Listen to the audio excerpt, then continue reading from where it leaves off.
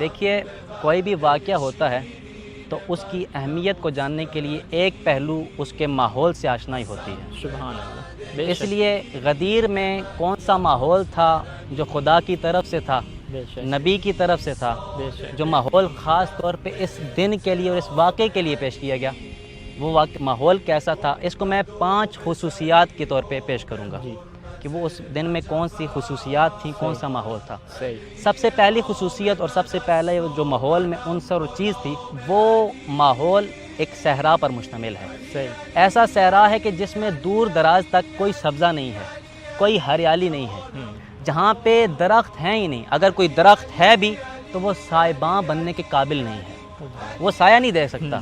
اسی لیے ہمیں روایات میں ملتا ہے اور تاریخ میں یہ ملتا ہے کہ جب بعض اصحاب اس جگہ پہ بیٹھنا چاہ رہے تھے صاحب کے لیے، تو انہوں نے ان درختوں کے اوپر آبا کو، اپنی آباؤں کو پھیلایا تھا تاکہ وہ سائے کا کچھ ذریعہ فراہم کر سکیں۔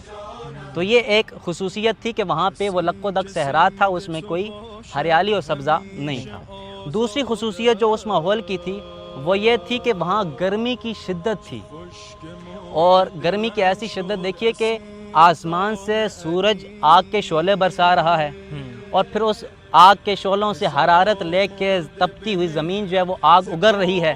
ایسا ماحول تھا، روایات میں ملتا ہے، تاریخ میں ملتا ہے کہ گرمی کا ایسا ماحول تھا کہ جب خطبہ سننے کے لیے یا نماز کے لیے اصحاب وہاں پہ بیٹھے اور تشریف فرما ہوئے تو انہوں نے اپنی عبا کا کچھ حصہ اپنے پاؤں کے نیچے لیا تاکہ گرمی کی شدت سے کچھ بچا جا سکے۔ تیسری خصوصیت جو اس ماحول کی تھی وہ یہ تھی کہ یہ غدیر کا جو مقام ہے یہ ایک گزرگاہ تھی، یہ کوئی جائے قرار نہیں تھی، اور اس واقعے سے پہلے تک وہاں پہ کوئی قافلہ نہیں رکا تھا۔ اگر کوئی رکنا چاہتا کہیں پہ تو وہ جا کے تھوڑا آگے رکتا تھا یا تھوڑا پہلے رکتا تھا کسی مقام پہ جو جائے قرار واقع ہو سکتی تھی۔ چونکہ غدیر کا مقام جائے قرار واقع نہیں ہو سکتا تھا تو وہاں پہ وہ پہلے کوئی قافلہ رکا بھی نہیں۔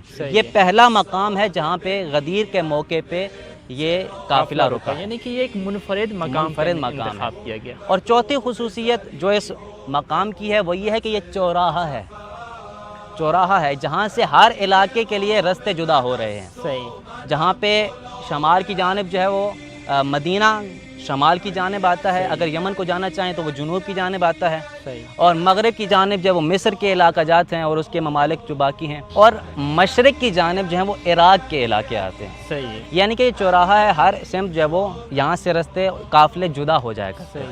یہ چوتھی خصوصیت تھی۔ پانچویں خصوصیت جو سید الانبیاء کی طرف سے خصوصی طور پہ فراہم کی گئی وہ ایک وجہ کے تحت تھی، چونکہ اصحاب کا مجمع بہت زیادہ تھا، 1.25 لاکھ کا مجمع جو روایات میں بیان کیا گیا ہے، اور اصحاب جو وہ دور دور تک کھڑے ہوئے تھے، تشریف فرما تھے، بیٹھے ہوئے تھے، کھڑے تھے، تو وہاں سے رسول خدا کی زیارت نہیں کر پا رہے تھے، تو رسول خدا نے وہاں پہ پالانوں کا ممبر بنانے کے لیے حکم دیا۔ تو یہ بھی ایک ماحول میں شامل تھی تاکہ لوگ رسول خدا کی زیارت کر سکیں۔ ابھی ایک سوال پیدا ہوتا ہے کہ یہ جو اتنا ماحول فراہم کیا، گرمی کی شدت ہے، بے آب و گیا صحرا ہے، اور چوراہا ہے، گزرگاہ ہے، وہاں پہ آج تک کسی قافلے نے قیام نہیں کیا، اور رسول خدا نے پالانوں کا ممبر بنایا، یہ سب کچھ ماحول فراہم کیوں کیا گیا؟ یقیناً خداوند متعال حکیم ہے، اس کا کوئی بھی کام حکمت سے خالی نہیں ہوتا، اس کا حبیب بھی حکیم ہے، اور حکیم کا یعنی رسول خدا کا کوئی کام بھی حکمت سے خالی نہیں ہے۔ تو کیا وجہ ہے کہ اس خاص ماحول کا اہتمام کیا گیا؟